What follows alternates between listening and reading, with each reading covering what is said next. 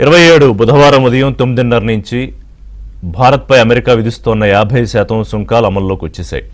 So 50% సుంకాలంటే ఇందులో 25 reciprocal tariffs అయితే, అంటే మనం అమెరికా నుంచి దిగుమతి అయ్యే వస్తువుల మీద పన్ను వేస్తాం కాబట్టి 20% భారత్ నుంచి అమెరికాకి ఎగుమతి అయ్యే వాటి మీద, అంటే అక్కడ దిగుమతి అయ్యే వాటి మీద పన్ను ఉంటుంది. కానీ యావరేజ్గా మనం అమెరికా గూడ్స్ మీద విధించే పన్ను 16% ఉంది, సుమారుగా 16-17% మధ్యలో ఉంది. దానికి రెసిప్రోకల్గా 25% పన్నులు ఇటు భారత్ నుంచి అమెరికాకి ఎక్స్పోర్ట్ అయ్యే వాటి మీద ఉంటే, రష్యాతో మనం చమురు కొనుగోలు చేస్తున్నాం కాబట్టి, అంటే అక్కడి నుంచి మనం ఇంధనం ఇంపోర్ట్ చేసుకుంటున్నాం కాబట్టి, దానివల్ల రష్యా ఉక్రెయిన్ యుద్ధానికి భారత్ ఆజ్యం పోస్తోందనే ఒక నెపంతో ఇంకో 20% ఎక్స్ట్రా పన్నులు మన మీద వేశారు. దానికి కొంత టైం ఇచ్చారు, మనం ఏమి రెస్పాండ్ కాలేదు. 27 నుంచి ఆ 20% కలిపితే 50% పన్నులు వడ్డిస్తున్నారు అమెరికా. సో ప్రధానంగా ఏంటంటే ఈ gems and jewellery, textile, leather, footwear, ఈ ఫిషరీస్, రొయ్యలు ఎగుమతి ఎక్కువగా జరుగుతుంది. ఇలా వీటి మీద కొంత ఇబ్బంది కలుగుతుంది, ఎందుకంటే దీంట్లో ఎక్కువగా డైలీ లేబర్ కార్మికులు ఎక్కువగా పనిచేస్తారు. ఇప్పటికే ఏంటంటే సూరత్, గుజరాత్లో సూరత్, అలాగే మరికొన్ని ప్రాంతాల్లో నోయిడా, ఈ టెక్స్టైల్కి సంబంధించి ప్రొడక్షన్ ఆల్రెడీ నిలిపేసినట్టుగా వార్తలు వస్తున్నాయి. అంటే వాళ్ళకి పని ఉండదు, ఏ రోజుకి ఆ రోజు వాళ్ళకి కొంతమందికి వేతనాలు ఉంటాయి, కొంతమందికి డైలీ వేజెస్ ఉంటాయి. సో దట్ వాళ్ళకి కొంత ఇబ్బంది తప్పేటట్టు కనిపించట్లేదు. అలాగే లెదర్, ఫుట్వేర్ రంగాలు వీటికి సంబంధించి, జెమ్స్ అండ్ జ్యువెలరీ వీటికి సంబంధించి కొంత ఇబ్బందికరమైన పరిస్థితి. ఆ నెంబర్స్ నేను చెప్తాను. అయితే దీంట్లో ఫార్మా కూడా ఎక్కువ ఎగుమతులే ఉన్నాయి మన దగ్గర నుంచి. దానికి మినహాయింపునిచ్చింది, ఎందుకంటే వాళ్ళు అక్కడ వాళ్ళకి ఇబ్బంది అవుతుంది కాబట్టి, మళ్ళీ అక్కడ వ్యతిరేకత రాకూడదు కాబట్టి. సో ఇక్కడ నిజంగానే రష్యాతో మనం ట్రేడ్ చేయడం, ఆయిల్ ట్రేడ్ చేయడమే ప్రధాన కారణమైతే, మనకన్నా ఎక్కువగా ట్రేడ్ చేస్తున్న చైనా కానీ, యూరోపియన్ యూనియన్ కంట్రీస్ కానీ ఇంత ట్యాక్సెస్ లేవు. మ్యాక్సిమం చైనా మీద 30% ట్యాక్స్ మాత్రమే ఉంది, యూరోపియన్ స్టేట్స్ మీద ఇంకా తక్కువే ఉన్నాయి. సో అది కరెక్ట్ రీజన్ కాదు. ఇప్పుడు తాజాగా కొద్ది గంటల క్రితం ఈయన ఏమంటారు, adviser, White House adviser Peter Navarro, ఆయన ఏంటంటే మోదీ యుద్ధంగా అభివర్ణిస్తున్నారు. ఏది, రష్యా ఉక్రెయిన్ మధ్య యుద్ధాన్ని. అది మనం చెప్తే మొదలైంది కాదు, మోదీ గారు చెప్తే ఆగిపోయేది కాదు. కానీ మోదీ ఎందుకు ఇలా ప్రవర్తిస్తున్నారు? అంత గొప్ప పరిణతి గల నాయకుడు 25% కనుక ఒకవేళ రష్యాతో వాళ్ళు ట్రేడ్ ఆపేస్తే, ఆయిల్ ట్రేడ్, ఇమీడియట్గా నెక్స్ట్ డే నుంచి మేము కూడా సుంకాలు తగ్గించేస్తాం అనేది. ఇక్కడ ఎవరి పరిణితిని ఎవరు ప్రశ్నించుకోవాలి? పరిణితి గురించి ట్రంప్ కానీ లేకపోతే ఆయన మనుషులు కానీ మాట్లాడితే హాస్యాస్పదంగా ఉంటుంది. ఎందుకంటే తాజాగా నిన్న ఒక సందర్భంలో ట్రంప్ అంటారు, నేను ట్రేడ్ చేయనని చెప్పాను, బెదిరించాను ఇద్దరిని, తల తిరిగే సుంకాలు విధిస్తానని చెప్పేటప్పటికి 5 గంటల్లో వార్ ఆగిపోయిందని నేను అన్నారు. పీటీఐ కథనం ప్రకారం ఇప్పటికి 30 సార్లు ఆ విషయాన్ని ప్రస్తావించారు ట్రంప్. మరి ఎవరు ఇక్కడ పరిణతి చూపిస్తున్నారు, ఎవరు పరిణతి చూపించట్లేదు. ఒక ప్రముఖ జర్మన్ మీడియా పత్రిక కథనం ప్రకారం గత ఫ్యూ వీక్స్లో, అంటే 2-3 వారాల్లో 4 సార్లు ట్రంప్ మోదీతో మాట్లాడడానికి ప్రయత్నం చేశారట. కాల్స్ చేస్తే మోదీ దానికి స్పందించలేదు అని.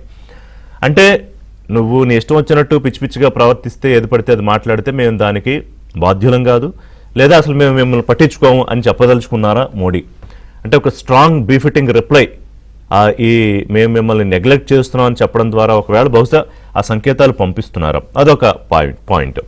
సో మొత్తం ఏంటంటే ఏడాదికి సుమారుగా 7,20,000 కోట్లు, అది $92 బిలియన్ వస్తువులు మనం ఇక్కడి నుంచి అమెరికాకి పంపిస్తాం. సో ఇప్పుడు దాని మీద 50% పన్నులు.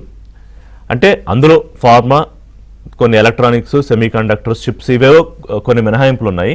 మిగతావి నేను ఇందాక చెప్పినట్టుగా ఏదైతే ఈ డైలీ కార్మికులు ఎక్కువగా పనిచేసే రంగాలు ఉంటాయో వాటి మీద అయితే ఇంపాక్ట్ పడుతుంది.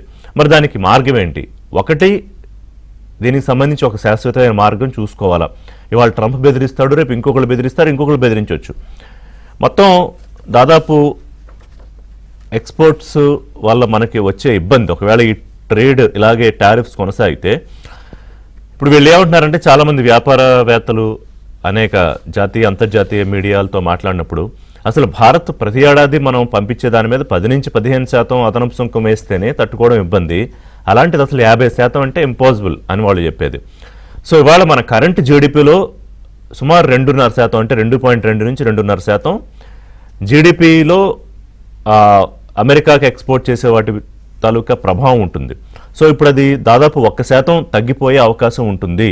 అంటే జీడిపి మీద 1% సుమారుగా ఎఫెక్ట్ పడితే అది ప్రత్యక్షంగా ఏ ఏ రంగాల మీద ఎంతంత ఎఫెక్ట్ పడుతుంది అనేది ఒకటి. అలాగే ఇప్పటికే మార్కెట్లు కొంత ఒడిదుడుకులకు లోనవ్వడము తాత్కాలికమే కావచ్చు, కానీ దీనికి ఒక శాశ్వత పరిష్కారం ఏంటి? ఇప్పుడు రష్యాతో ట్రేడ్లో తగ్గే ఆలోచన నాకేం కనిపించట్లేదు. బహుశా ఇంకా వేరే వేరే రంగాల్లో కూడా ట్రేడ్ పెరుగుతోంది రష్యాతో. మరోవైపు చైనా పర్యటనకి ప్రధానమంత్రి వెళుతున్నారు ఈ నెలాఖరికి. సో ఈ టారిఫ్ టెన్షన్ నేపథ్యంలో చైనాతో ఈ ట్రిప్ మరింత స్పెషల్గా ఏమన్నా మారనుందా? కానీ ఇక ట్రంప్ శైలి చూస్తే ఒకవైపు ఆయన రష్యాతోనూ మంచి సంబంధాలే నేర్పే ప్రయత్నం చేస్తున్నాడు, చైనాతోనూ అలాంటి సంబంధాలు మెరుగుపరుచుకునే ప్రయత్నాలు చేస్తున్నాడు. చైనాకి ఆధిపత్య పోరులో వార్నింగ్ ఇచ్చిన చైనాకి ఆయన డైరెక్ట్గా వార్నింగ్ ఇచ్చాడు, మనం ఆధిపత్యం విషయంలో మీరు మాతో పోటీ పడితే మీకు ఇబ్బంది పడక తప్పదు, నేను ఆ ఫైనల్ కార్డ్స్ వాడాల్సి వస్తుంది అని చెప్పి ఇట్స్ డైరెక్ట్ వార్నింగ్ అది. కానీ సంబంధాల విషయంలో ఎలా ఉంటుంది? ఈ టారిఫ్ టెన్షన్లో కొంత మనం ఇటు చైనాకి రష్యాకి ఎప్పుడు దగ్గరగానే ఉన్నాం, చైనాకు కొంత దగ్గర అయ్యే ప్రయత్నం ఏమైనా చేస్తున్నామా? సో ఓవరాల్గా ఈ జియో పొలిటికల్ చేంజెస్ ఏ రకంగా ఉండబోతున్నాయి అనేది మాట్లాడదాం. అలాగే ఈ మధ్య ప్రధానమంత్రి అనేక సందర్భాల్లో స్వదేశీ దాని గురించి ఎక్కువ మాట్లాడుతున్నారు. అంటే మేక్ ఇన్ ఇండియా ఎప్పటి నుంచో ఉంది, కానీ మన మీద మనమే ఆధారపడ్డము, దానికి తగ్గట్టుగా మార్కెట్లను పెంచుకోవడము, అలాగే ఇతర ప్రత్యామ్నాయ మార్కెట్ల వైపు చూడడం, అంటే యుఏఈ కావచ్చు, యూరోప్ కావచ్చు, మిగతా వైపు చూడడం. ఇప్పటికీ మనం అంటే మెజారిటీ అమెరికాకి పంపిస్తున్న తర్వాత యుఏఈ ఉంది, తర్వాత యూరోప్ ఉంది, మిగతా దేశాలు ఉన్నాయి ఎగుమతులు మనం చేసేవి. కానీ ఈ ఓవర్ యాక్షన్ అమెరికా ఇలాగే చేస్తే మన ముందున్న ప్రత్యామ్నాయ మార్గాలేంటి? ఓవరాల్గా ఈ టారిఫ్ టెన్షన్ ముగుస్తుందా లేకపోతే మరింత పెరుగుతుందా? ట్రంప్ దూకుడికి మోదీ తన వ్యూహాత్మక మౌనంతో కళ్ళెం వేస్తారా? చైనా పర్యటనలో ఏ అంశాలు? ప్రస్తుతానికి నడుస్తున్న టారిఫ్ టెన్షన్స్ వల్ల వేల కొద్దీ ఉద్యోగాలు, ఎందుకంటే ఎక్కువ లేబర్ ఇన్వాల్వ్ అయి ఉన్నారు కాబట్టి వాళ్ళ ఉద్యోగాలకి ప్రమాదం అవకాశం ఉంది అని చెప్పి జీటీఆర్ఐ ఫౌండర్ అజయ్ శ్రీవాస్తవ అని ఆయన అభిప్రాయపడ్డారు. అలాగే ఫుట్వేర్ ఇండస్ట్రీ అమెరికన్ మార్కెటే అతిపెద్ద మార్కెట్, ఏది జెమ్స్, లెదర్ అండ్ ఫుట్వేర్కి. సో ఆయా రంగాల్లో కూడా ఉద్యోగాల కొరత తప్పదని మరొక ఇండస్ట్రియలిస్ట్. సో ఇట్లా రకరకాల అభిప్రాయాలు ఉన్నాయి. ఇవాళ ఈ ఉద్యోగాలు కోల్పోయిన వాళ్ళకో లేకపోతే ఇబ్బందులు పడే వాళ్ళకో పై స్థాయిలో ఏం జరుగుతోంది, ట్రంప్ మోదీ మధ్య ఏం జరుగుతోంది, రెండు దేశాల మధ్య ఏం జరుగుతోంది అనేది అర్థం కాకపోవచ్చు, కానీ ఆ ఇంపాక్ట్ వాళ్ళు అనుభవించక తప్పదు. సో ఇది తాత్కాలికమా లేకపోతే ఎంతకాలం ఇటు ప్రభావం ఉంటుంది నేను మాట్లాడదాం. పెంటపాటి పుల్లారావు గారు రాజకీయ విశ్లేషకులు, అలాగే సంజయ్ పులిపాక్ గారు trade and foreign affairs expert, Paparao గారు ప్రముఖ ఆర్థిక రంగ నిపుణులు, విశ్లేషకులు. నమస్కారం అండి అందరికీ. సో పుల్లారావు గారు, మనం గత 2-3 సందర్భాల్లో ఈ వ్యవహారం మాట్లాడుకున్నాం. సరే, ఫైనల్గా అయితే ఆ టారిఫ్స్ ఇదైతే అమల్లోకి వచ్చింది.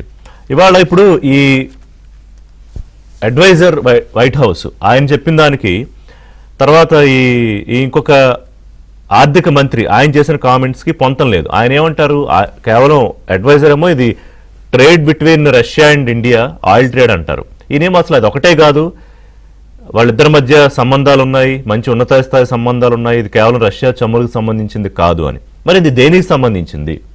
ఎందుకని భారత్ మీద ఈ రకమైన ప్రవర్తన?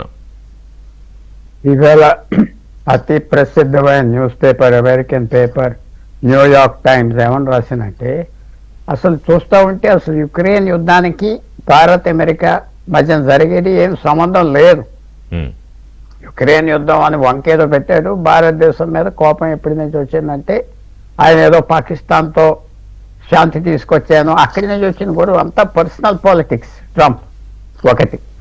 రెండవది ఏంటంటే, నేను బుల్లీ చేయగలను, అన్ని దేశాలు లొంగిపోతున్నారు ఎక్సెప్ట్ చైనా, మిగతా అన్నీ లొంగిపోయారు, భారతదేశం కూడా లొంగిపోతుంది, వాళ్ళు పోతారు లేకపోతే. అది ఆయన స్ట్రాటజీ ఏంటంటే అన్ప్రెడిక్టబిలిటీ, ఏం చేస్తాడో ఎవరికి తెలియదు, అది ఆయన మెయిన్ పాయింట్. కానీ భారతదేశానికి చాలా అనుభవం ఉన్నది దీంతో, ఈ 80 సంవత్సరాలే కాదు ఎర్లియర్ కూడా అనుభవం ఉన్నది. ఇలాంటి నాయకులు ఎదిరించాం, కలిసాం, అంతా బాగానే ఉన్నది. సో ఆయన కూడా అది ఎక్స్పెక్ట్ చేయలేదు, భారతదేశం ఇలా మొండిగా ఉంటుంది, మొండిగా ఉండదు, తప్పదు, ఆయన ఎక్స్పెక్ట్ చేయలేదు. ఇది పాత సివిలైజేషన్, నిన్నటి నుంచి మీరు వినే మాట, పాత జాతి, పాత సంస్కృతి, ఇలాంటి దేశాలు చైనా, భారతదేశం వేరే తత్వాలు ఉంటాయని ఆయనకు తెలియదు. వెలిగి తెలుసుకుంటాడు. ముఖ్యంగా ఏంటంటే అది ఒక లెక్క. రెండో లెక్క, యునైటెడ్ అరబ్ ఎమిరేట్స్ యుఏఏతో మనకు మంచి సంబంధం ఉన్నది. వాళ్ళకి అమెరికా మధ్యన 10% సుంకాలు, 10%. చాలా మంది అంటున్నారు అక్కడి నుంచి ట్రాన్స్షిప్ అవుతాయి. ఈ సరుకులు ఏమి ఇక్కడ గోడౌన్లో చెడిపోవు. ఒక 2 నెలలు 3 నెలలు చాలా వరకు ఎత్తేస్తారు. ఎక్కడైతే టారిఫ్స్ తక్కువ ఉంటాయో అక్కడ పంపిస్తారు. ఆ అడ్రస్ల మీద వెళ్ళిపోతాయి కొంతవరకు. రెండోది ఏంటంటే మనకి ఒక ప్రాఫిట్ మార్జిన్ 20% ఉన్నదనుకోండి, 10% ఉన్నదనుకోండి రొయ్యల మీద ఎక్స్పోర్ట్, అది తగ్గిస్తారు ఎక్స్పోర్టర్స్ మార్కెట్ పోకుండా. సో షాక్ అనేది వచ్చినా ఫస్ట్లో అంత షాక్ ఉండదు, తట్టుకుంటారు. ఇదే పెద్ద మునిగిపోయి వెళ్ళిపోయేది కాదు. మల్టీ ప్రోడక్ట్స్ మనకి. అంటే కొంతమంది ట్రేడ్ ఎక్స్పర్ట్స్ భారత్ కి ఈ మధ్య కాలంలో అతిపెద్ద ట్రేడ్ షాక్ అని చెప్తున్నారు కదా. అది మామూలే. ఇది అన్నిట్లకంటే నా మంత్రం భారతదేశానికి ఏంటంటే చమురు ధరలు తగ్గిపోయి ఉన్నాయి కదా, మెయిన్ థింగ్. అది మనకి రష్యా వల్ల ఉన్న ఇంటర్నేషనల్ మార్కెటింగ్ ఈ షాక్స్ అన్ని మనం అబ్జార్బ్ చేయగలం. అదే $150 బ్యారెల్ 2014లో ఉంటే ఇప్పుడు దెబ్బతినేద్దాం. మన మెయిన్ సరుకు కొనేది భారతదేశం నడిచేది చమురు ఇతర దేశాల నుంచి. అది తక్కువ ధరలు ఉన్నాయి కాబట్టి కొన్ని అప్సెట్స్ అవుతాయి, తట్టుకోవచ్చు.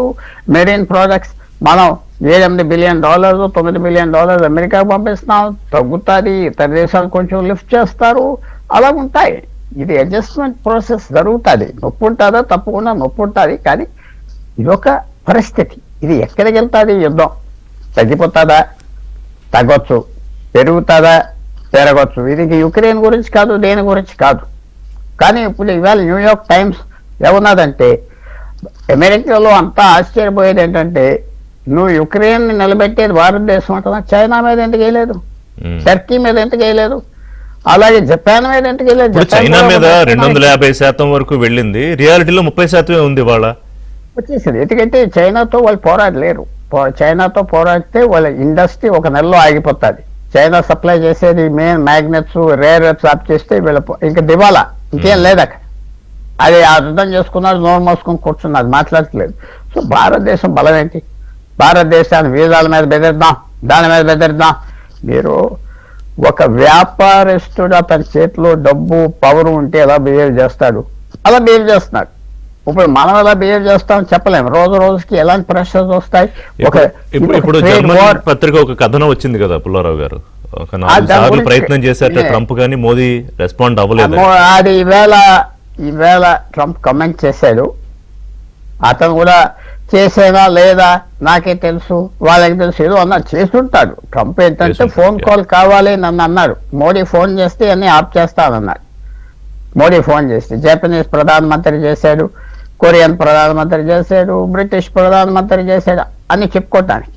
అవన్నీ జరగవు కదా, కష్టం అతనికి. ఇక్కడ మెదిమెదిగా భారతదేశంలో ఉన్న ప్రాబ్లమ్స్ అర్థం చేసుకుంటాడు. మనం లొంగిపోతే అపోజిషన్ తిరుగుతుంది, లొంగపోతే అపోజిషన్ తిరుగుతుంది, ఇవన్నీ ఉంటాయి. ఇప్పుడు ఇందిరాగాంధీ టైం కాదు, నెహ్రూ టైం కూడా అంతే. సో అందువల్ల భారతదేశానికి 3 నెలలు అవుతుందా, ఇది 6 నెలలు, ఏ యుద్ధమైనా స్టార్ట్ అవుతే ఇదేదో అనుకున్నట్టుగా మాత్రం అవ్వదు. అది జ్ఞాపకం పెట్టుకో. Rule number 1. రూల్ నెంబర్ 2, అమెరికాకి ఎక్కడో చోట 2-3 లోపాలు ఇతర దేశాల నుంచి జరిగితే లొంగిపోతాడు ట్రంప్. ఇప్పుడు మనం చూడబోయేది ఏంటంటే చైనా ఒక పక్కన మనతో స్నేహం అంటుంది, ఒక పక్కన అమెరికాతో విరోధం అంటుంది. మాట్లాడదాం పుల్లారావు గారు. చైనా ఇప్పుడు టూర్ ప్రధానమంత్రి వెళ్లే దాని గురించి, అలాగే ట్రంప్ చైనా సంబంధాలు ఒకసారి మాట్లాడదాం. బిఫోర్ దట్ సంజయ్ గారు, ఇప్పుడు ఈ వేల కొద్ది ఉద్యోగాలు పోయే అవకాశమనో, లేకపోతే ఇప్పటికీ తిరువూర్, నోయిడా, సూరత్ ఇక్కడ టెక్స్టైల్ ప్రొడక్షన్ నిలిపివేశామనే వార్తలు కానీ, అలాగే ప్రత్యామ్నాయ మార్కెట్ల వైపు చూడకపోతే ఇబ్బంది తప్పదనేది, అంటే యూరోప్, బ్రిటన్, యూఏఈల వైపు. అలాగే ఇంకొక రిపోర్ట్లో ఏంటంటే అమెరికా అతిపెద్ద మార్కెట్ కాబట్టి ఈ జంప్స్, లెదర్, ఫుట్వేర్ రంగాలు ఉద్యోగాల కొరత తప్పదు. ఇవన్నీ మనం చూస్తున్నాం.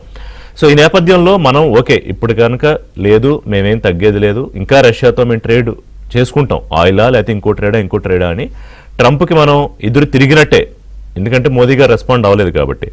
దీనికి వల్ల లాంగ్ రన్లో అంటే రాబోయే రోజుల్లో మనకి ఉపయోగమా, లేకపోతే మరో రకంగా నష్టం ఉండే అవకాశం ఉందా? ఎందుకంటే మన మార్కెట్ ఇంకొక మరో దేశమో క్యాప్చర్ చేసే అవకాశం ఉంటుందా?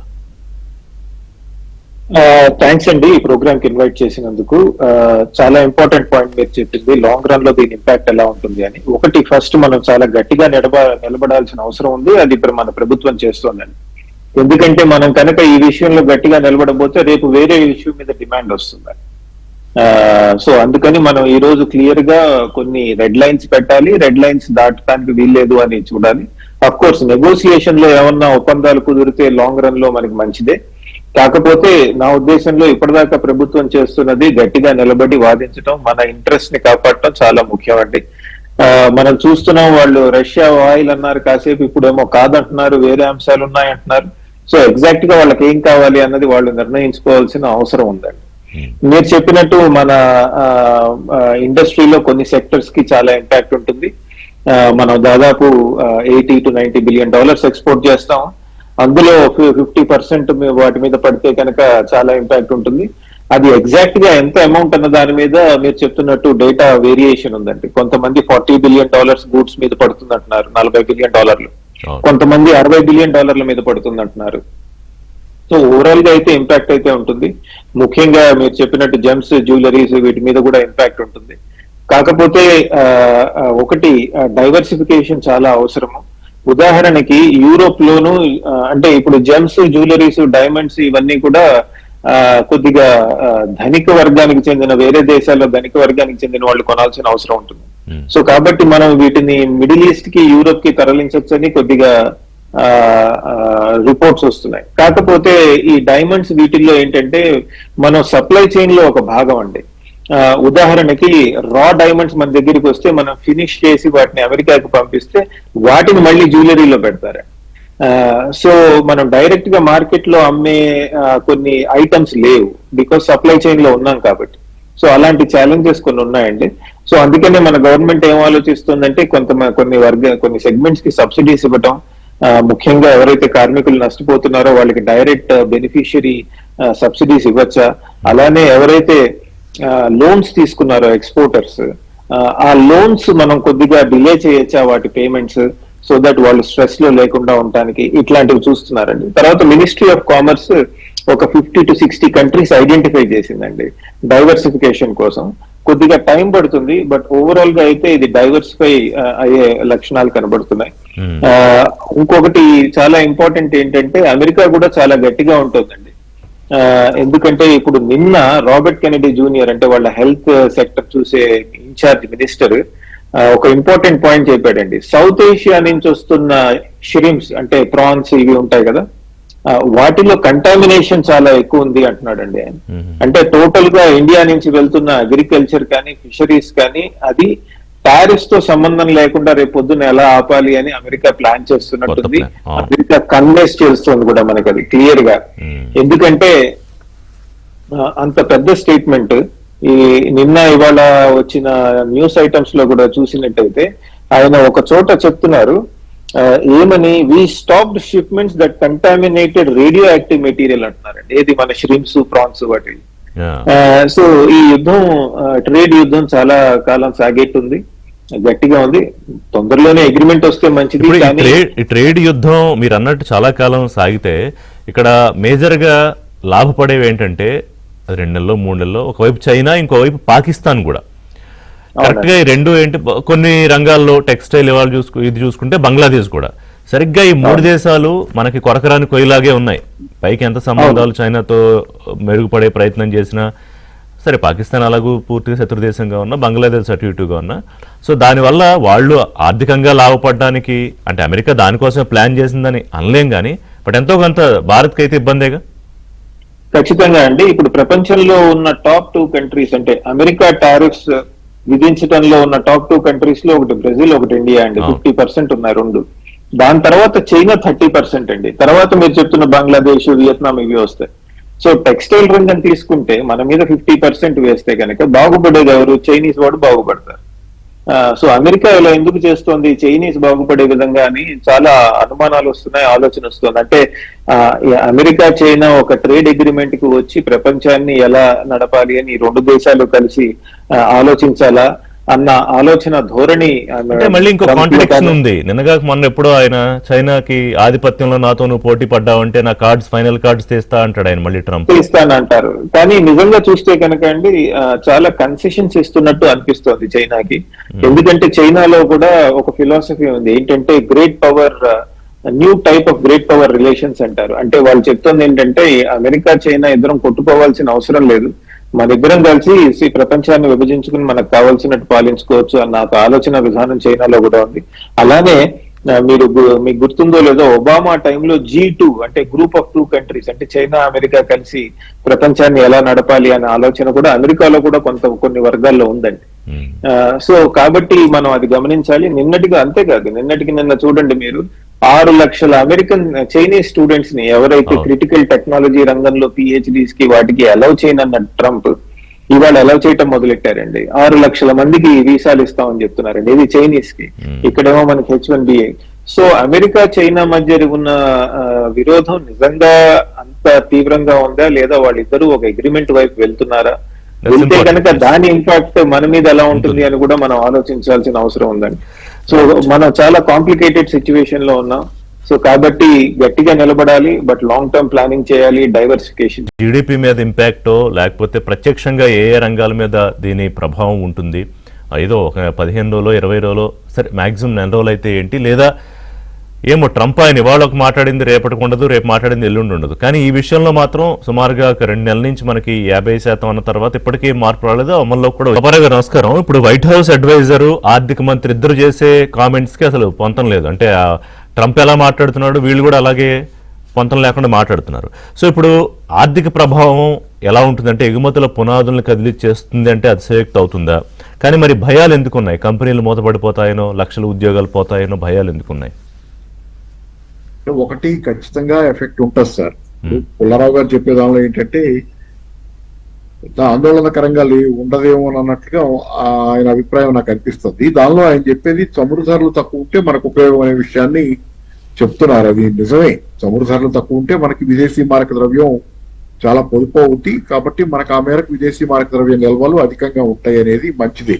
కానీ రెండో పక్కన ఈ ఎక్స్పోర్ట్స్ అమెరికాకి దెబ్బతింటం వల్ల వచ్చే విదేశీ మారక ద్రవ్యం ఏదైతే ఇప్పుడు ఆల్రెడీ వస్తుందో విదేశీ మారక ద్రవ్యం మనకి ఎక్స్పోర్ట్ చేయడం వల్ల కూడా వస్తాయి కదా డాలర్లు, అవి రావు, అవి తగ్గుతాయి. ఆ మేరకు మళ్ళీ అక్కడ నష్టమే.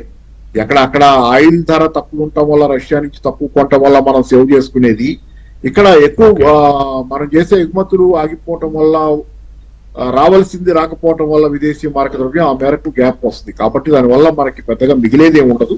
రెండోది ఏంటంటే దానికి మించి దాంతో పాటుగా నిరుద్యోగం భారీ ఎత్తున దాని నుంచి మీరు అంతా చెబుతుంది కూడా చాలా పెద్ద ఎత్తున డైలీ లేబరర్స్ కానివ్వండి, చాలా మంది జెమ్స్ అండ్ జ్యువెలరీ రంగంలో ఆ గుజరాత్ లో, ఆంధ్రప్రదేశ్ లో అయితే ష్రింపు ఈ మత్స్య పరిశ్రమలో పనిచేసుకునే వాళ్ళు, చేపల చెరువులు ఇట్లాంటివన్నీ చాలా పెద్ద ఎత్తున చాలా లక్షలాది మందికి నష్టం ఎఫెక్ట్ అవుతుంది.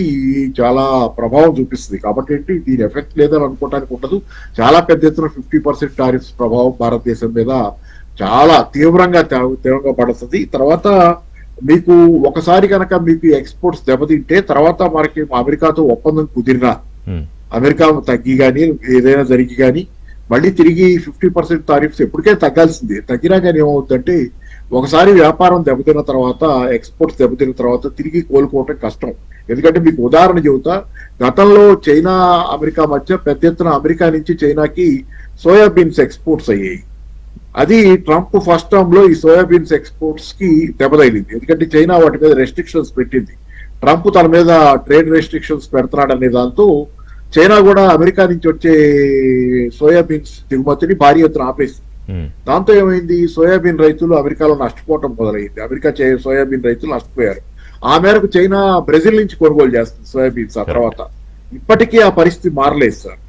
ఇప్పుడు ట్రంప్ రెండోసారి వచ్చాడు, ఏదో అమెరికాతో కొంత మనం ఇందాక మాట్లాడుకున్నట్లుగా చైనాకి ఆ ట్రేడ్ వార్ లో కొంత ఏదైనా అగ్రిమెంట్స్ కుదిరినాయో ఏమో తెలియదు, కానీ బాగానే ఉన్నట్లున్నా ఈ మధ్య అమెరికా నుంచి కొంటల్లా సోయాబీన్స్ పరిస్థితి అదే, బ్రెజిల్ నుంచే కొంటుంది. ఇప్పటికీ ఒకసారి డిస్లొకేట్ అయింది. అమెరికన్ రైతులు దెబ్బతింటం మొదలైన తర్వాత మళ్ళీ తిరిగి కోలుకోవడం అనేది కష్టం ఒక డైరెక్షన్ వెళ్ళిన తర్వాత.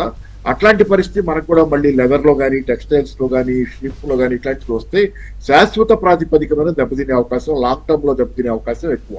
రెండోది ఏంటంటే ఇందాక వచ్చిన చర్చలో అసలు కారణాలు ఏంటనేది ప్రధానంగా చర్చిస్తున్నాం. అసలు ఏంటి పిచ్చోడి చేతిలో రాయా, ట్రంప్ ఎందుకు చేస్తున్నాడు ఈ పనులు అనేది. దీనికి ప్రధానంగా మనకి కనపడేది ఒకటి మనం చూసుకుంటే మన యాంగిల్ నుంచి బైలేటరల్ ట్రేడ్ అగ్రిమెంట్ కి చర్చలు ఆగినాయి కానీ ఇంకా అసలు పూర్తిగా జరగకుండా ఉండవు, జరుగుతాయి ఏదో దశలో మళ్ళీ మొదలవ్వాల్సిన అవసరం ఉంది.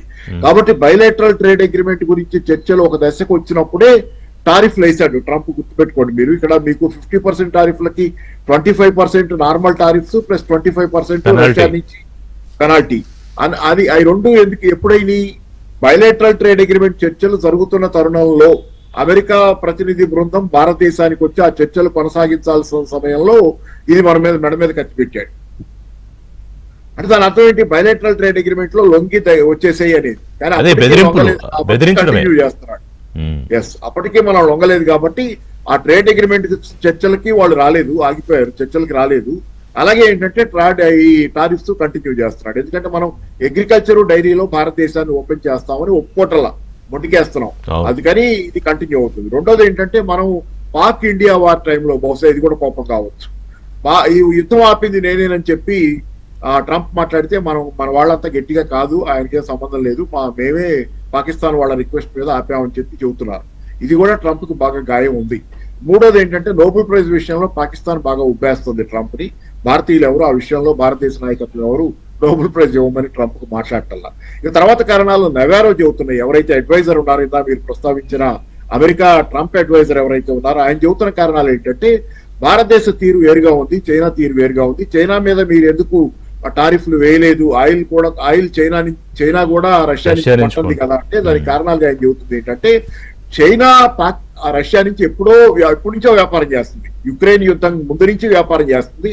గతంలో యుక్రెయిన్ యుద్ధం ముందు తన అవసరాల్లో 13% అవసరాల మేరకు చైనా రష్యా నుంచి కొనుగోలు చేసేది ఆయిల్, ఇప్పుడు 16% కొంటుంది, పెద్ద మార్పు ఏమి లేదు.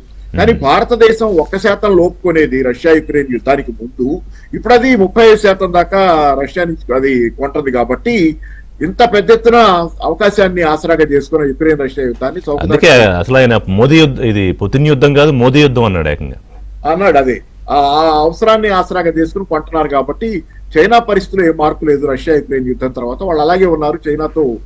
చైనా రష్యా స్నేహం మామూలుగా గతం నుంచి ఉంది, ఇప్పుడు కొత్తగా ఇండియా మొదలు పెట్టింది పని అనేది ఒకటి. రెండో కారణం ఏం చెబుతున్నారంటే వీళ్ళు రష్యా నుంచి కొన్న ఆయిల్ని భారతదేశం పెద్ద ఎత్తున రిఫైన్ చేసి దాన్ని అమ్ముకొని లాభాలు సంపాదిస్తుంది అంతర్జాతీయ మార్కెట్ లో. ఇది ఒకటి, చైనా ఈ పని చేయట్లేదు. ఈ రెండు కారణాలు నెవారో చెప్తున్నాడు. ఏదేమైనా కానీ ఏంటంటే ఈ రోజు ఒక దురదృష్టకరమైన తీరు, ఇండియా భారతదేశం ఇష్టానుసారం చేసుకుంటుంది. దానికి అవకాశాలు ఎక్కడ ఉంటే, ఎక్కడ వ్యాపారం చేసుకునే అవకాశం ఉంటే అక్కడ వ్యాపారం చేసుకుంటారు. దానికి ఇట్లాంటి నియమ నిబంధనలు పెట్టడం అనేది మంచిది కాదు. మరి చైనా నుంచి వెళ్తున్న డబ్బులు, టర్కీ నుంచి వెళ్తున్న డబ్బులు కూడా రష్యాకి ఉపయోగపడుతున్నాయి యుద్ధం చేయటం. ఆ మాటకు వస్తే అమెరికా కూడా రష్యా నుంచి ఏం పూర్తిగా జీరో ట్రేడ్ ఏం కాదు కదా, ట్రేడ్ ఉంది, ఆయిల్ కొనకపోవచ్చు, మిగతా రంగాల్లో ఉంది కదా. అదే కాదు, అమెరికా కూడా వ్యాపారం చేస్తుంది, యూరోపియన్ యూనియన్ వ్యాపారం చేస్తుంది రష్యాతో, అందరూ వ్యాపారం చేస్తా. అసలు యూరోపియన్ యూనియన్ తో పోలిస్తే భారతదేశం చేస్తున్న వ్యాపారం చాలా తక్కువ. అది $67 బిలియన్ మేరకు సంవత్సరానికి యూరోపియన్ యూనియన్ రష్యాతో వ్యాపారం చేస్తుంది. మనం ఎంత చేస్తున్నాం, చాలా స్వల్పం దాంతో పోలిస్తే. కాబట్టి ఏంటి, ఏదో మన డబ్బులతోనే అక్కడ యుక్రెయిన్ లో రక్తపాతం జరిగిపోతున్నట్లు ఒక అభూత కల్పన. అంటే ఇది ఏంటంటే పాపారావు గారు పొలిటికల్ గా చూస్తే ఇది బియాండ్ ట్రేడ్ కన్నా ఇంకేదో ఉండాలి ట్రంప్ ఏదో అంటే బహుశా నేను ఇందాక మొదటి కారణాలు చెప్పా కదా, బైలేటరల్ ట్రేడ్ అగ్రిమెంట్ కి మెడ మీద కత్తి పెట్టాడు. డైరీకి అగ్రికల్చర్ కి మనం ఓపెన్ చేస్తామని అనుకుంటున్నాడు, ఓపెన్ చేయలే, అందుకని ఆ టారిఫ్లు తగ్గించకుండా అలాగే కంటిన్యూ చేస్తున్నాడు. మెయిన్ గా అదే కారణం. ఇప్పుడు జరుగుతున్నది ఏంటంటే చర్చలు దానిలో జరుగుతున్నాయి. బైలేటరల్ ట్రేడ్ అగ్రిమెంట్ దానిలో అగ్రికల్చర్ ని డైరీని ఓపెన్ చేయమంటే నా ప్రాణం పోయినా ఓపెన్ చేయనన్నట్లు మోడీ మాట్లాడుతున్నారు. అందుకని ఏంటంటే అది ఎట్లాగైనా సరే మోడీ మెడ మీద కత్తి పెట్టి ఉంచాడు. ఆ కత్తి దింపడం ఇప్పుడు ఆయన కష్టంగా ఉంది. ఆ ఒప్పుకున్నా ఒప్పుకోకపోయినా ఇప్పుడు ఆ టారిఫ్స్ అదే అగ్రికల్చర్ డైరీకి ట్రేడ్ కనుక మనం లొంగకపోతే అతను అట్లా మొండిగా ఉండాల్సిన అవసరం ఉంది. బహుశా నిజంగా ఇందాక సంజయ్ గారు వాళ్ళు అన్నట్లు చాలా కాలం పాటు ఎఫెక్ట్ ఉంటుంది. చాలా ఇప్పుడు సెటిల్ అయ్యే ఇష్యూగా కనపడుతుంది. అంటే జీడిపి 1% అంటే కొంతమంది 0.4 to 0.6 అని రాశారు, కొంతమంది 0.9 దాకా ఇంపాక్ట్ పడుతుందంటే సుమారు 1% అనుకోండి. ఇప్పుడు 6.5 నుంచి 5.5 5.6 అయిపోతే అది పెద్ద కుదిపే కదా. 1% ఈజ్ నాట్ ఎ స్మాల్, సామాన్యమైన కుదుపు కాదు. ఎందుకంటే మీకు భారతదేశానికి అమెరికా అతిపెద్ద వాణిజ్య భాగస్వామి, నెంబర్ 1 వాణిజ్య 2023, 2024లో మనకి నెంబర్ 1 వాణిజ్య భాగస్వామి నాకు గుర్తున్నంతలో అమెరికాయే నెంబర్ 1. మనం తర్వాతే చైనా, నెక్స్ట్ నెంబర్ 2. కాబట్టి ఇంత పెద్ద వాణిజ్య భాగస్వామితో వ్యాపారం దెబ్బతింటం అంటే సరే ఇప్పుడు కొత్తగా మీరు అడగపోయినా ప్రస్తావిస్తున్న స్వదేశీ జపం ఇప్పుడు చేస్తున్నాం. గత 10 ఏళ్లుగా ఏమైంది స్వదేశీ? అసలు బీజేపీ నినాదాల్లో ప్రధానమైంది స్వదేశీ అండ్ హిందుత్వ. సరే, హిందుత్వానికి కాసేపు ఇప్పుడు మన ఎజెండాలో టాపిక్ కాదు కాబట్టి పక్కన పెట్టి, స్వదేశీ ఇప్పుడేంటి 10 ఏళ్ల నుంచి ఏం చేస్తున్నాం మనం? వాజ్పేయి గారి హయాం నుంచి పరిపాలించారు కదా, స్వదేశీ ఏమైంది, ఇప్పుడు స్వదేశీ ఏమైంది? స్వదేశీని అవసరమైనప్పుడు బయటికి తీసే ఆయుధంగా కాదు, అది లాంగ్ టర్మ్ స్ట్రాటజీ స్వదేశీ అనేది. లాంగ్ టర్మ్ స్ట్రాటజీగా దాన్ని చూడకుండా అవసరమైనప్పుడు ఇప్పుడు బయటికి తీసి స్వదేశీ అంటే, ఇప్పుడు స్వదేశీ ఏం చేస్తాం మనం? అమెరికా దగ్గర నుంచి ఏం కొనాలి మనం? అంటే రెండు ఉంటాయి ఇక్కడ పాపారావు గారు. అంటే మన వ్యూవర్స్ కొంచెం క్లారిటీ ఇవ్వడం కోసం, స్వదేశీ అంటే ఇక్కడ మోర్ ప్రొడక్షన్ మనం పెంచుకోవడం, కానీ ఆ ప్రొడక్షన్ జరిగిన ప్రతిదానికి మార్కెట్ ఇక్కడే ఉండాలని లేదు, అనివార్యంగా మనం బయట దేశాలపై డిపెండ్ అవ్వాల్సిందే. సో ఇప్పుడు అమెరికాను తగ్గించి చైనాకి చేద్దామా? లేదు, చైనా నుంచి మనం ఎక్కువ ఇంపోర్ట్స్ చేసుకుంటున్నాం, లేదా యూరోప్ గా, యుఏఈ గా. స్వదేశీ అంటే చైనా నుంచి కూడా వద్దనే కదా. అదే వద్దనే, అదే అంటున్నా. కానీ మనం తయారు చేసుకున్న వస్తువులు మనమే ఇక్కడ కొనుక్కోలేం కదా, మార్కెట్ కావాలి కదా మనకు కూడా, బయట మార్కెట్. అదే మనకు మాత్రం బయట మార్కెట్ కావాలి, బయట వాళ్ళకి మనం మార్కెట్ ఇవ్వమంటే వాళ్ళు ఒప్పుకోరు కదా. స్వదేశీ అన్నం బాగుంది, నిజమే, స్వదేశీ చేసుకుందాం, మంచిది. ఆ మేరకు ఇట్లా విదేశీ డిపెండెన్స్, ఇది అమెరికా మీద అతిగా డిపెండ్ అయ్యారు, సమస్యలు వచ్చినాయి, వద్దనేది. అది దాన్ని అట్లా చెప్పకుండా స్వదేశీ అనే మాటతో యువత ఏమవుతుంది? 10 ఏళ్ళు ఏం చేశారు? అదేలేండి, మీరు అన్నదేంటంటే దాన్ని ఒక ఎమోషన్ గా వాడకుండా దాని ప్రాక్టికల్ అప్లికేషన్ ఏంటనేది దృష్టి పెట్టలేదు. ఎందుకంటే మొదటిసారి మోదీ గారు ప్రధానమైన గుర్తుంటే అప్పుడు మేక్ ఇన్ ఇండియా నినాదం చాలా ఉధృతంగా జరిగింది. సో మరి దాని తాలూకా రిజల్ట్ ఈ పాటికి వచ్చి ఉంటే ఇప్పుడు ఇంత ఇబ్బంది ఉండేది కాదా? లేదా ప్రత్యామ్నాయ మార్కెట్ల మీద దృష్టి పెట్టడం వల్ల కొంత లోపం జరిగిందా పెట్టకపోవడం? ఒకటి కొంతలో కొంత అంటే ఉపశమనం. కొన్ని అంతర్జాతీయ ప్రముఖ సంస్థలు ప్రపంచంలోనే అత్యుత్తమ పనితీరు కనబరుస్తున్న ఆర్థిక వ్యవస్థల్లో ఒకటి, బలమైన ఆర్థిక వ్యవస్థలో రేటింగ్ కూడా పెద్దగా ఇబ్బంది ఉండదు అన్నట్టు. అంటే ఫిచ్ అలాగే S&P అనే సంస్థలు. ఇదొకటి. రెండోది, ఇప్పుడు చైనా విషయం చర్చకు వస్తే, చైనా పర్యటనలో ప్రధాని మోదీ అంటే ఏ అంశాల మీద ప్రధానంగా చర్చ ఉండే అవకాశం ఉంది? అది ఏమన్నా రిలీఫ్గా మారుతుందా? తప్పకుండా. ఇప్పుడు ఛాలెంజ్ మనం తేలేదు కదా, అమెరికా ఇచ్చిన ఛాలెంజ్, ఈ తప్పని యుద్ధం మనం తెచ్చుకోలేదు కదా, వాళ్ళు చేశారు, అయిపోయింది. తర్వాత ఒక విషయం మాట్లాడతాం, కొంచెం ఎక్కువ చూస్తే మంచిదేమో. ట్రాన్స్షిప్మెంట్ చేయమా? మనం ఎక్స్పోర్ట్ చేసే వస్తువులని ఇతర దేశాల ద్వారా చేస్తాం. చైనా చేసింది కదా గత ఫస్ట్ టైం ట్రంప్ టైంలో, వియత్నాం వాళ్ళని చేస్తే వాళ్ళ మీద ఏదో ట్యాక్సెస్ పెంచారు. చాలా వరకు భారతదేశం. సంజయ్ గారు మీరు మాట్లాడుతాను అడిగారా? లేదు కదా, ఓకే ఓకే, యా పుల్లారావు గారు కంటిన్యూ. ఓకే, ఆ ట్రాన్స్షిప్మెంట్ అవుతుంది, దాని మీద ఏం బ్యాన్ ఏం లేదు ప్రస్తుతం, అవుతుంది. 10% యుఏఈ ఉదాహరణ ఇచ్చాను, దుబాయ్ 10% ట్యాక్సెస్ కొంతవరకు వెళ్తాయి. జెమ్స్ మన తర్వాత అమెరికాకి వెళ్ళేది హై వాల్యూ ఎక్స్పోర్ట్స్, జెమ్స్ అన్నారు, జ్యువెలరీ అన్నారు, మెడిసిన్స్ సరే ఇలాగ వెళ్తాయి, మెరీన్ ప్రోడక్ట్స్ ఇవన్నీ హై వాల్యూ. సో కొంతవరకు తట్టుకుంటాం, కొంతవరకు ప్రాబ్లమ్స్ ఉంటాయి. ప్రాబ్లమ్స్ లేవని ఎందుకు అనుకోలేం, ఇది మనం చూసుకోవాలి, చేసుకోవాలి. తర్వాత నరేంద్ర మోడీ గారు చేసిన పెద్ద తప్పు ఆర్థిక వ్యవస్థకి ఏంటంటే, అప్పుడు డిమానిటైజేషన్ చేసి చాలా వరకు ఆ దెబ్బ ఇప్పుడు కూడా ఉన్నది, క్యాన్సర్ లాగా. రెండోది ఏంటంటే, ఆ హై జిఎస్టి ఎక్కువ ట్యాక్సెస్ వేసి భారతీయ చేతిలో డబ్బులు లేకుండా చేశాడు. ఇప్పుడు ఏదో తగ్గిస్తానంటున్నాడు, చాలా ఆలస్యంగా చేస్తారో చేయాలి. మన దేశంలో కన్సంప్షన్ పెరగాలి, మన దేశంలో కొనుగోలు శక్తి పెరిగితే కొంతవరకు చైనా చేసినట్టుగా ఎప్పుడైతే అమెరికా అని బ్యాన్ చేసిందో, చైనా కూడా వాళ్ళ దేశంలో ఖర్చు పెడతానికి కన్సంప్షన్ పెంచారు. మనం కన్సంప్షన్ పెంచాలి. ఇంత డబ్బు ఉన్నది, $700 బిలియన్ ఉన్నది, ఇదంతా దేనికి? ఇక్కడ ప్రజలు తినకపోతే. సో అందువల్ల మనం కూడా ఎకనామిక్స్ లో, ఆర్థిక వ్యవస్థలో ఒక సొల్యూషన్ లేదు, ఎన్నో సొల్యూషన్స్ ఉన్నాయి. ఒక ఆప్షన్ కాదు, ఎన్నో ఆప్షన్స్ ఉంటాయి. మనం అమెరికా ముఖ్యం, మనకు వ్యతిరేకం అవ్వండి, మన గురించి అవ్వకపోయినా ఒక యుద్ధం పెరిగింది అనుకోండి, అక్కడ అమెరికా మార్కెట్ పోతే ఏం చేస్తాం? అందువల్ల ఇది ఫస్ట్ అండ్ ఫార్మోస్ట్ మన ఆర్థిక వ్యవస్థ. పాపారావు గారు క్వశ్చన్ వ్యాలిడ్. ఇప్పుడు మీరు అన్న పాయింటే, హైపోథెటికల్ గా చెప్పినా కూడా ఈ 10 ఏళ్ల నుంచో లేకపోతే ఒక గడిచిన 5 ఏళ్ల నుంచో దాని మీద ఎందుకు దృష్టి పెట్టలేదు అని ఇవాళ మెడ మీద కత్తి పెట్టి. అది అందరు చేసే తప్పే. పని చేసేటప్పుడు మీరు ఎందుకు పొదుపు చేసుకోరు, రిటైర్ అవ్వదు నాకు సాయంకాలంగా తెలుస్తుందా మీకు? ఎంత అందరు చేసే తప్పులు ట్రంప్ చుట్టూరా ఉంటారు పౌరుదారులు, ఎవరు మాట్లాడలేకపోతున్నారు, చెప్పలేకపోతున్నారు. ఎవరు defence minister, foreign minister, national security adviser, వాళ్ళు రాజకీయ నాయకుల నుంచి వచ్చారు ఇక్కడికి. ఇప్పుడు ఉన్న treasury secretary, commerce secretary pure గా బిజినెస్ కంపెనీ నుంచి మినిస్టర్స్ అవ్వారు. వాళ్ళకి తత్వాలని తెలియవు. సో అందువల్ల ఇప్పుడు కొత్తగా పెట్టిన విదేశాంగ రాయబారి సర్జియోకి మాత్రం ఏం తెలుసు అసలు? అతనికి దౌత్యం తెలియదు, డిఫెన్స్ తెలియదు, ట్రేడ్ తెలియదు, జస్ట్ లాయలిస్ట్ ట్రంప్ ఆయన పెట్టాడు భారత్ మీద తీసుకొచ్చి. ఒకే పాయింట్ మీకు చెప్తున్నా, తర్వాత మిగతా మన దేశంలో కొన్ని తప్పులు ఎందుకు అవుతాయంటే ఈ సిస్టమ్ కూడా అలాగే ఉంటుంది. ఎవరో నాయకుడు ఉంటాడు, వాడికి చెడ్డ న్యూస్ ఎవరు, చెడ్డ వార్తలు ఎవరు, సలహాలు ఎవరు, బాగున్నది అంటారు. ఇప్పుడు 7 సంవత్సరాల తర్వాత జిఎస్టీ చాలా ఎక్కువగా ఉన్నది, దీపావళిలో గిఫ్ట్స్ ఇస్తానని 2 సంవత్సరాల క్రితం ఇస్తే బాగున్నాను కదా. ఇక్కడ డిమాండ్ పెరుగుతుంది కదా, ఇక్కడ వ్యక్తులు కొనుక్కుందరు కదా, ఆ రొయ్యలు ఎక్కడ తిందరు కదా. సో డిమాండ్ కావాలి. మనకంత ఫారెన్ ఎక్స్చేంజ్ ఉన్నది, ఆయిల్ ధర తక్కువగా ఉన్నది, ఇంకా తక్కువగా ఉంటుంది రోజుకి, పర్వాలేదు తక్కువగా ఉంటుంది. అందువల్ల తప్పకుండా మనం మన సిస్టమ్ ఇక్కడ మార్చుకోవాలి. ఓకే, మన పన్నులు పెంచాం, తగ్గించాలి. ఇప్పుడు పాయింట్ 1, 2, 3 లేదా 1 or 2 సొల్యూషన్స్ ఏంటి ఇప్పుడు ఇమీడియట్ గా భారత్ ముందున్నవి? ముందుగా ట్యాక్సెస్ తగ్గించండి, తప్పకుండా తగ్గించాలి. ఇంకా ఫ్రీగా చేయాలి రిఫార్మ్స్. ఏదో కాగితాల మీద చేశారు వ్యాపారస్తులకి. ఇన్ఫ్రాస్ట్రక్చర్ మీద ఆ కొద్దిగా తక్కువ చూసారా, ఉత్తరాఖండ్ హిమాచల్లో ఏమైంది? లక్షల కోట్లు పెట్టారు, కట్టని చోట రోడ్లు కట్టారు, మౌంటైన్స్ హిమాలయాలుగా కూలిపోతున్నాయి. పిచ్చి పనులు లేదు. రైతులకు డబ్బు ఇవ్వండి చేతులు, ఇక్కడ కన్జంప్షన్ పెంచండి, మిగతా తర్వాత చూసుకుంటాం. ఆయిల్ ధర తక్కువగా ఉన్నది, భారతదేశం తట్టుకోగలదు. ఈ ఛాలెంజ్ మనం తట్టుకోవాలి.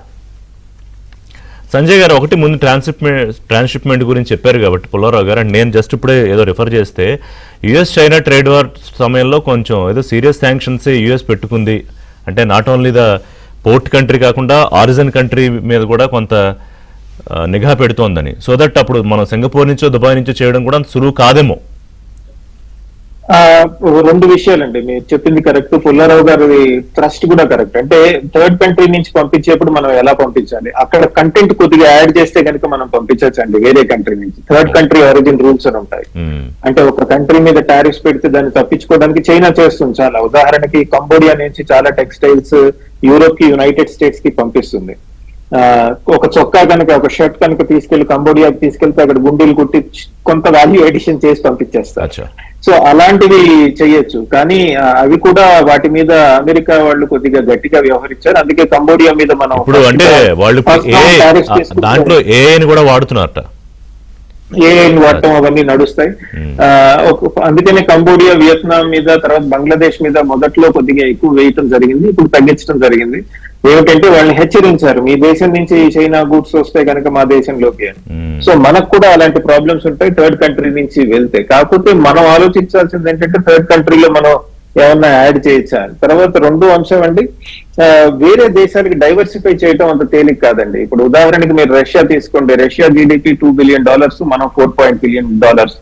ఎంత ఎక్స్పోర్ట్ చేస్తాము? రష్యన్ జీడిపి అంటే పర్ క్యాపిటల్ ఇన్కమ్ తీసుకుంటే రష్యాది అది $14,000 ఉంది. అదే జపాన్ తీసుకోండి 33,000 ఉంది. అలానే అమెరికా తీసుకోండి ఇంకా ఎక్కువ ఉంటుంది. సో పర్ క్యాపిటల్ తక్కువ ఉన్న దేశాలకి డైవర్సిఫై చేయాలి అంటే వాళ్ళు కొనుగోలు చేసుకునే శక్తి సామర్థ్యాలు వాళ్ళు ఉండాలి. కరెక్ట్, అదొక ప్రాబ్లం. అంటే సూరత్ వజ్రాలు ఫినిషింగ్ చేసి దాన్ని పంపించడానికి ఎక్కడ పంపిస్తాం? కన్జంప్షన్ చోటకి పంపించగలం, ఆఫ్రికా పంపలేం కదా. అది సో అది అలాంటి ఛాలెంజెస్ రావటం జరుగుతుంది. తర్వాత ఎస్టాబ్లిష్డ్ డీలర్ నెట్వర్క్స్ అవన్నీ కూడా ఉంటాయి కదండి, అవన్నీ బ్రేక్ చేసి కొత్త డీలర్ నెట్వర్క్స్ అవి ఏర్పాటు చేయడం కూడా కష్టము. ఉదాహరణకి చైనాకి ఎక్స్పోర్ట్ చేయాలనుకోండి, చైనా ఇట్ సెల్ఫ్ అదే ఎగుమతి చేసే దేశం పెద్ద ఎత్తున. వాళ్ళకి పెద్ద ఎత్తున domestic industrial capacities, over capacities ఉన్నాయి.